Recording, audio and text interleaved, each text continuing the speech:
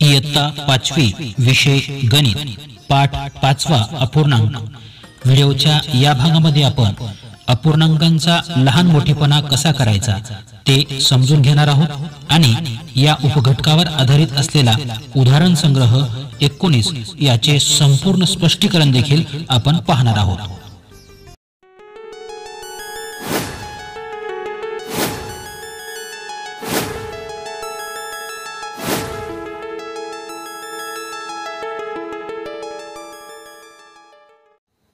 आजच्या या व्हिडिओमध्ये आपण अपूर्णांकांची तुलना म्हणजेच अपूर्णांकांचा लहान मोठेपणा याबद्दल माहिती पाहणार आहोत।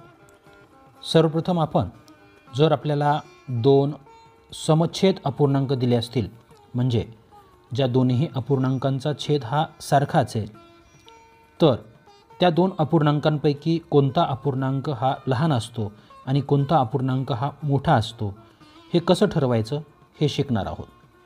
या ठिकाणी आपल्याला एक उदाहरण दिसतं आहे। 2/5 आणि 3/5 हे दोन समछेद अपूर्णांक म्हणजे ज्यांचा छेद हा सारखा आहे आपल्याला या ठिकाणी दिसतोय। दोन्ही संख्यांचा छेद या ठिकाणी सारखा आहे।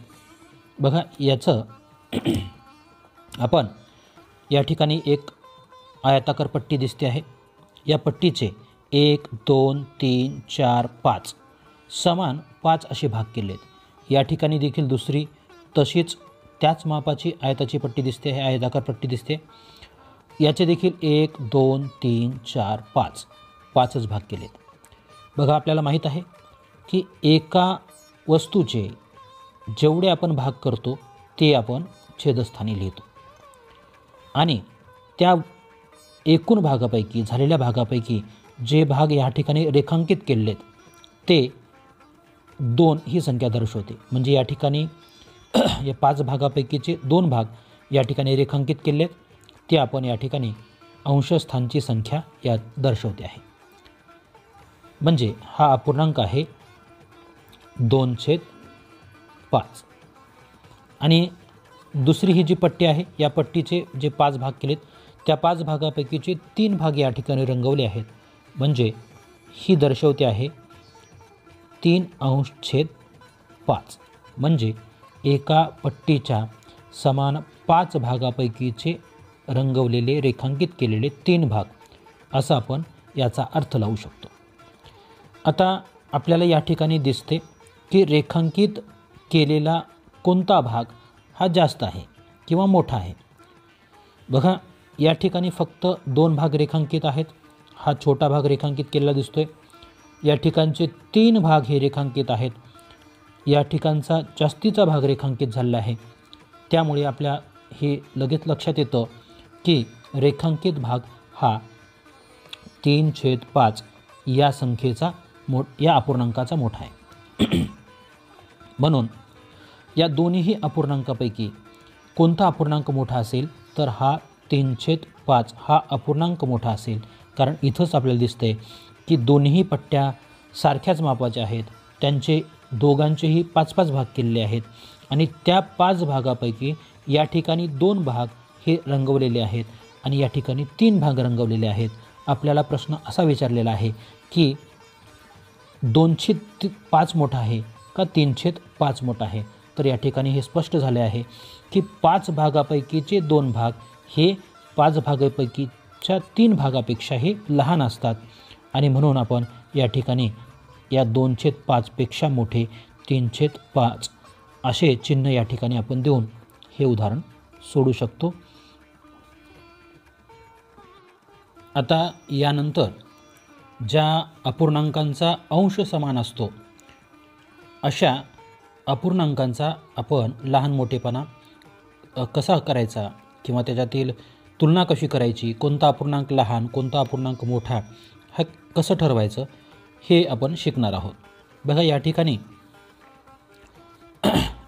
3 पट्ट्या तुम्हाला दिसत आहेत। या पट्ट्यांचे प्रत्येक पट्ट्यांचे वेगवेगळे भाग या ठिकाणी केले आहेत। प्रत्येक पट्टी ही बघा सारख्याच मापाची आहे पण त्यांचे भाग हे वेगवेगळे आहेत। या ठिकाणची पहिली पट्टी जी आहे तिचे एकूण 1 2 3 4 4 भाग या ठिकाणी केलेत. जेवढे आपण एका पट्टीचे भाग करतो ती संख्या आपण छेदस्थानी लिहितो. म्हणून मी या ठिकाणी छेदस्थानी 4 लिहिलेले आणि त्या 4 भागापैकी 2 भाग मी या ठिकाणी रेखांकित करणार आहे.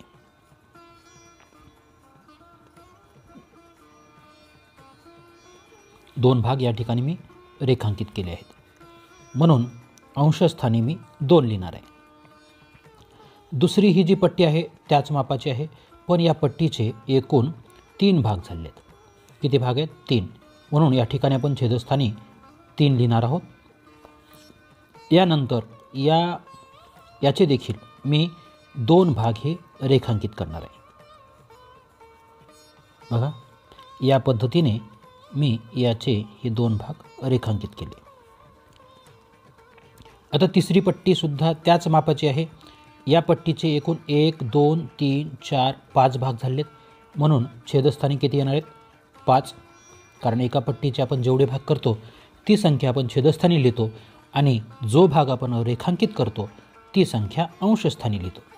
याचे देखील मी 2च भाग हे रेखांकित करणार आहे. आता आणि याच्या अंशस्थानी हे 2 लिहिणार आहे.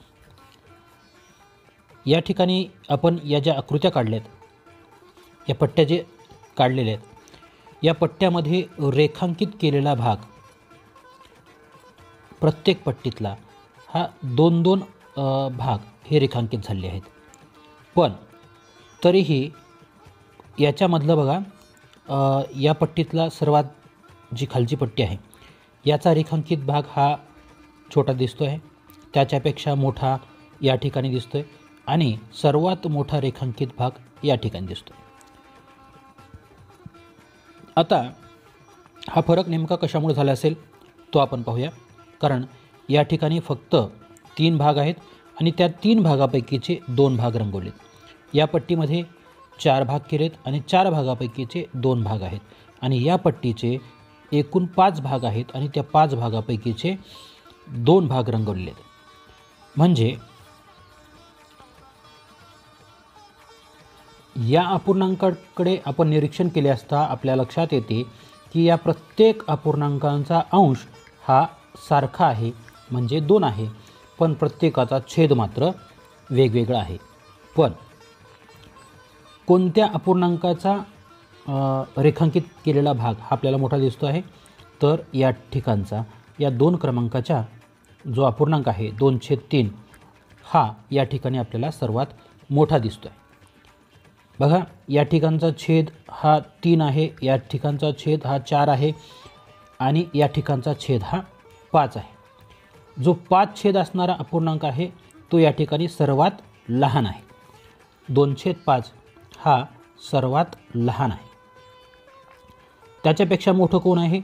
तर त्याच्यापेक्षा मोठं 2/4 असलेला अपूर्णांक आहे. 2/4 असलेला. आणि सर्वात मोठा कोण आहे? तर 2/3 असलेला. यावरून आपल्या असं लक्षात येतं की ज्यावेळेस अंश समान असतो त्यावेळेस ज्या अपूर्णांकांचा छेद लहान असतो तो अपूर्णांक सर्वात मोठा असतो. काय लक्षात आलं? ज्यावेळेस अपूर्णांकांचा अंश सारखाच असतो त्यावेळेस ज्या अपूर्णांकाचा छेद लहान तो सर्वात मोठा असतो आणि ज्या अपूर्णांकाचा छेद मोठा तो सर्वात लहान असतो. अशा पद्धतीने आपण अंश समान असलेल्या अपूर्णांकांची तुलना करू शकतो. आत्तापर्यंत आपण समान छेद असलेला म्हणजेच समछेद अपूर्णांकांचा लहान मोठेपणा कसा ठरवायचा हे पाहिलं.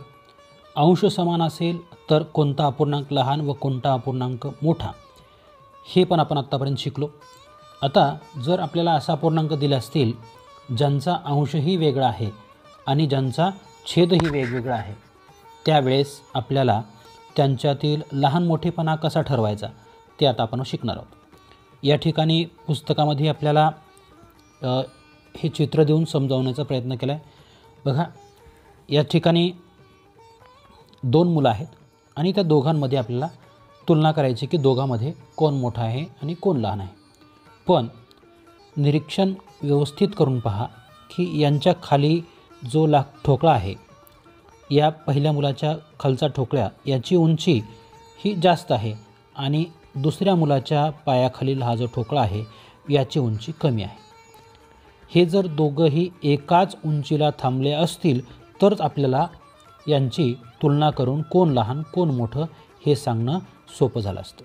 पण जर ते समान उंचीवर थांबले नसतील तर त्यावेळेस मात्र आपल्याला त्यांची तुलना करून सांगता येणार नाही कोण लहान आहे आणि कोण मोठं आहे.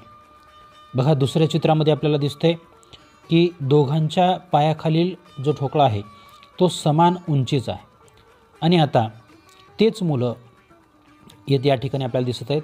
तर हा पहिला मुलगा आपल्याला आता या ठिकाणी लहान दिसतो आहे आणि दुसरा मुलगा हा थोडासा उंच दिसतो. कधी आपल्याला यांच्यातली तुलना करता आली? ज्यावेळेस त्यांच्या पायाखालील ठोकळ्यांची उंची ही समान असेल तेव्हा, किंवा ज्यावेळेस हे दोन्हीही एकाच पातळीवर थांबलेले असतील, उभे असतील, त्यावेळेस आपल्याला त्यांच्या उंचीची तुलना करून लहान मोठेपणा ठरवता येईल. आता प्रत्यक्ष उदाहरण घेऊन आपण भिन्न छेद असलेल्या अपूर्णांकांचा लहान मोठेपणा ठरवणार आहोत. या ठिकाणी आपल्याला पहिला अपूर्णांक दिसतो आहे 3/4 आणि दुसरा अपूर्णांक आहे 2/3.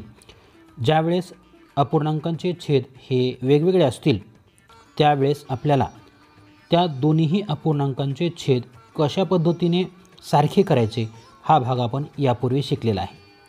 आता सर्वात प्रथम आपल्याला या दोन्हीही अपूर्णांकांचे छेद सारखे करून घ्यायचे. बघा, या ठिकाणी या 4ला या दुसऱ्या अपूर्णांकाच्या छेदाने आपण गुणाकार करणार आहोत, म्हणजेच 3ने गुणाकार करणार आहोत. आपल्याला ज्यावेळेस छेदाला गुणाकार ज्या संख्येने करतो त्याच संख्येने आपण अंशाला देखील गुणाकार करतो. दुसरा अपूर्णांक जो आहे त्या अपूर्णांकाला पहिल्या अपूर्णांकाच्या छेदाने म्हणजेच 4ने छेदाला आणि 4ने अंशाला गुणाकार करणार आहोत. आता हा ज्यावेळेस आपण गुणाकार करू, उत्तर काय येतं? अपूर्णांक पुढचा नवीन काय येतो बघा, 3×9 आणि 4×12. या ठिकाणचा गुणाकार 2×8 आणि 3×12. आता या दोन्हीही अपूर्णांकांचा छेद जो आहे तो समान झाला आहे. आपण यापूर्वी पाहिलेलं आहे की ज्यावेळेस दोन्हीही अपूर्णांकांचा छेद सारखा असतो त्यावेळेस ज्याचा अंश मोठा असतो ती संख्या मोठी असते. म्हणजे याचा अर्थ कसा आहे बघा, एका पट्टीचे समान भाग 12 केलेत आणि त्या 12 भागापैकीचे 9 भाग हे रेखांकित केलेत आणि या ठिकाणी तशीच दुसरी पट्टी आहे ज्याचे 12 भाग केलेत आणि त्याच्यापैकीचे 8 भाग रेखांकित केलेत. या ठिकाणी 9 भाग रेखांकित आहेत, या ठिकाणी 8 भाग रेखांकित आहेत. म्हणजेच 9 भाग रेखांकित असलेली संख्या अपूर्णांक हीच मोठी असणार आहे. अशा पद्धतीने ज्यावेळेस भिन्नछेद अपूर्णांक दिले असतील त्यावेळेस सर्वप्रथम त्यांचे छेद समान करून घ्यायचे आणि छेद समान झाल्यानंतर ज्या अपूर्णांकाचा अंश मोठा ती संख्या मोठी असते. अशा पद्धतीने आपण हे उदाहरण सोडवू शकतो. विद्यार्थी मित्रांनो, आता आपण अपूर्णांकांची तुलना या उपघटकावर आधारित हा उदाहरण संग्रह 19 सोडविणार आहोत. यातील प्रश्न बघा, खालील अपूर्णांकांच्या जोड्यामधील चौकटीत यापैकी चिन्ह पेक्षा मोठे, पेक्षा लहान किंवा बरोबर यापैकीचं योग्य चिन्ह आपल्याला या चौकटीमध्ये लिहायचं आहे. पहिला प्रश्न बघा, या ठिकाणी काय दिलं आहे, 3/7 आणि 3/7 हे दोन अपूर्णांक आहेत. याचा अंशही सारखा आहे, छेदही सारखा आहे.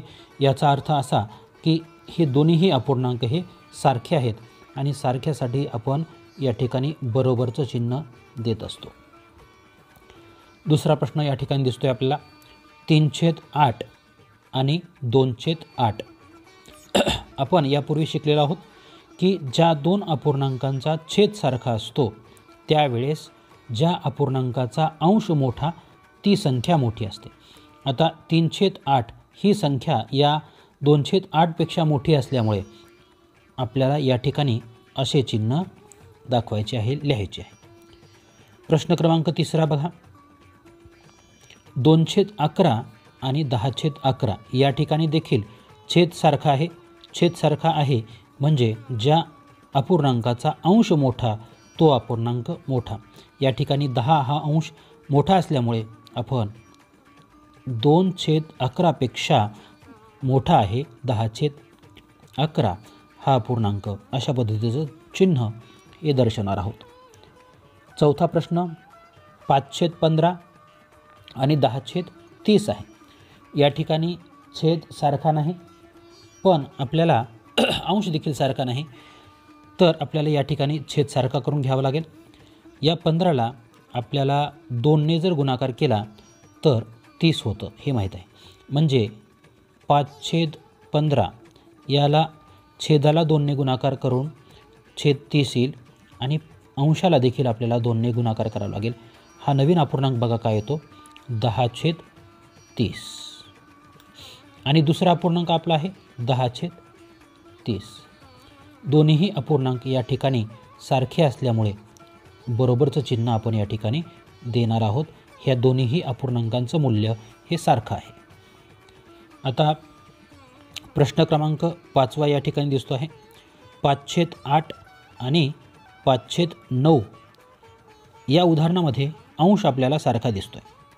आपण शिकलो आहोत की ज्यावेळेस अपूर्णांकांचा अंश सारखा असतो त्यावेळेस ज्या अपूर्णांकाचा छेद लहान असतो ती संख्या किंवा तो अपूर्णांक मोठा असतो. म्हणून या ठिकाणी आपण हे चिन्ह देऊन हे या चौकटीमध्ये हे चिन्ह आपण दर्शवणार आहोत. उदाहरण 6 पहा. 4/7 4/11 या ठिकाणी देखील अंश दोन्हीचा सारखा आहे. छेद 7 लहान आहे म्हणून आपण या ठिकाणी असे चिन्ह दर्शवणार आहोत.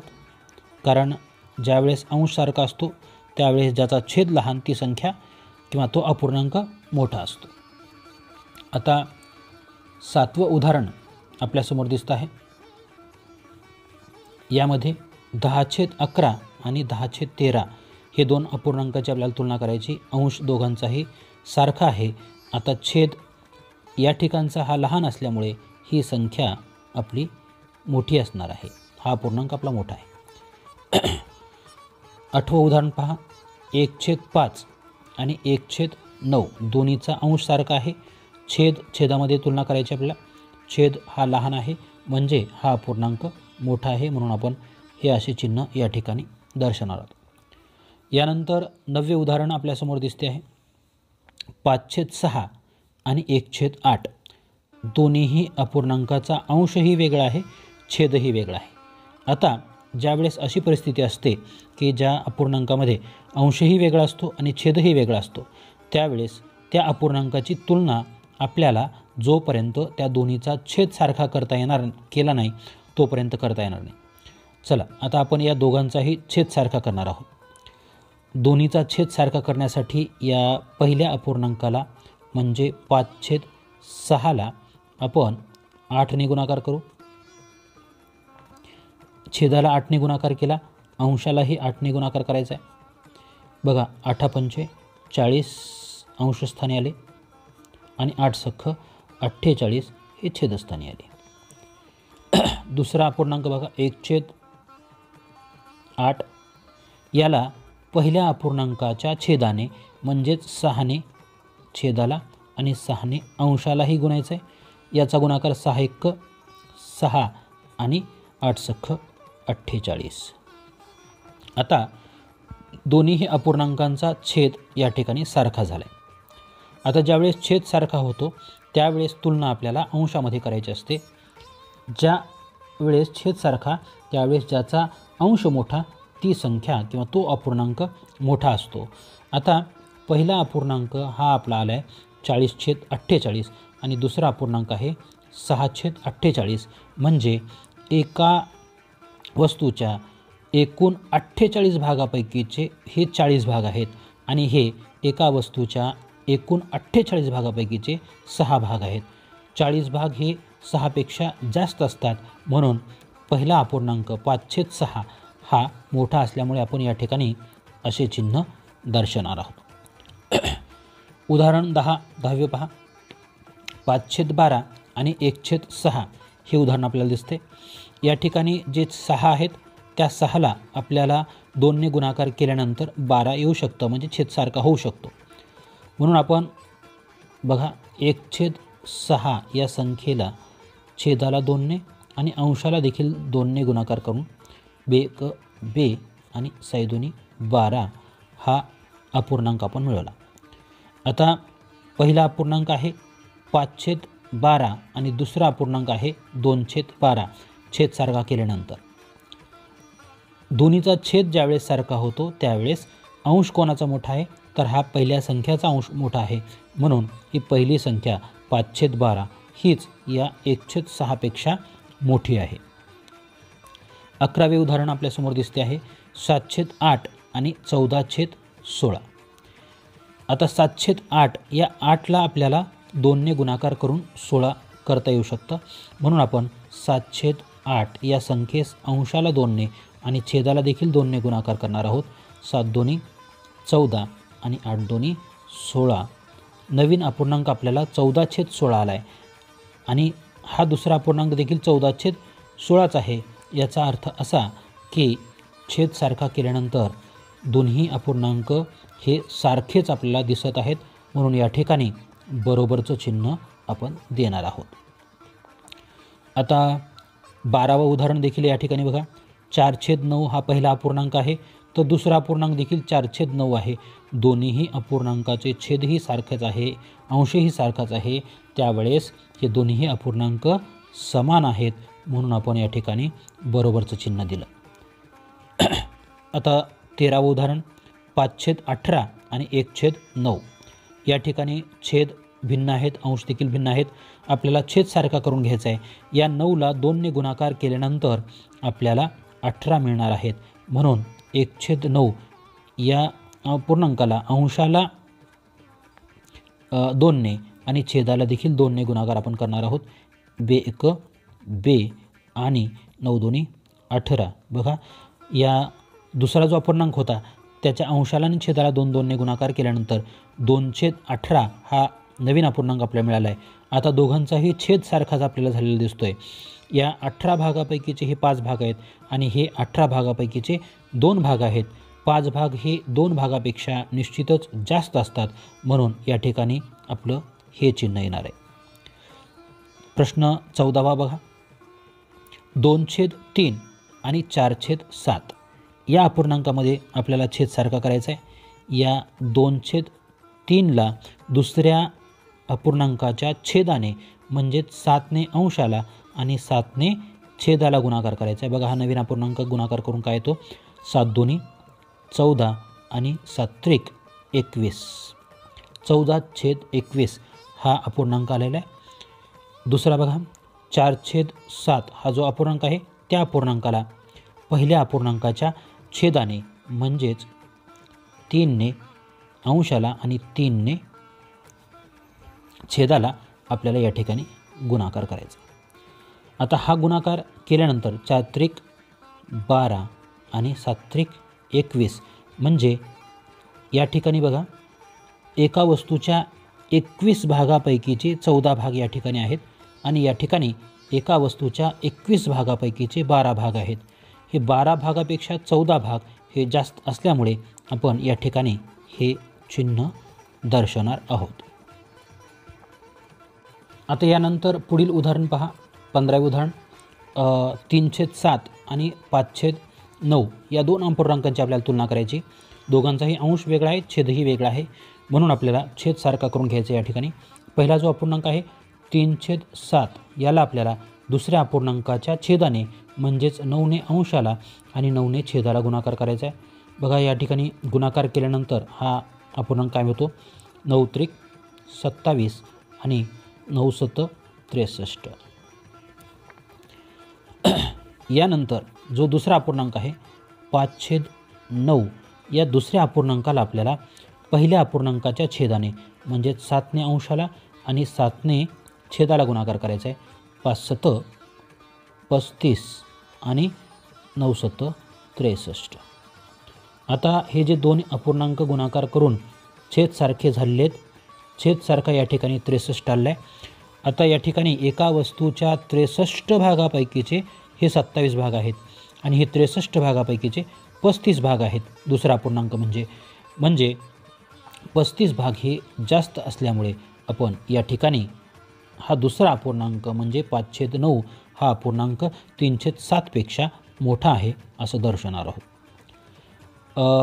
16वे उदाहरण या ठिकाणी दिसते आपल्याला. 4/11 आणि 1/5 यांच्यात तुलना करायची. अंश वेगळा आहे, छेदही वेगळा आहे.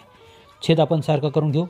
1/11 या अपूर्णांकास दुसऱ्या संख्येच्या छेदाने अंशाला आणि छेदालाही गुणाकार करणार आहोत. 5×1 5 आणि 11×5 55. आता ह्या 1/5 या अपूर्णांकास बघा पहिल्या संख्येच्या छेदाने आपण गुणाकार करणार आहोत. 11ने आणि याला देखील 11ने गुणाकार छेदाला. हा गुणाकार केल्यानंतर 11×1 11 आणि 11×5 55.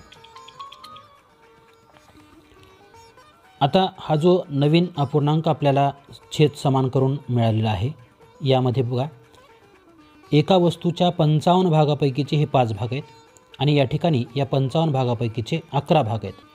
5 भागापेक्षा 11 भाग हे निश्चितच जास्त असल्यामुळे आपला 4/11पेक्षा 1/5 हा अपूर्णांक या ठिकाणी मोठा आहे आणि यासाठी आपण हे चिन्ह या ठिकाणी दर्शवत आहोत. विद्यार्थी मित्रांनो, अशाच माहितीपूर्ण व्हिडिओ पाहण्यासाठी माझे स्मार्ट मराठी शिक्षक हे चॅनल सबस्क्राइब करून बेल आयकॉन प्रेस करायला विसरू नका.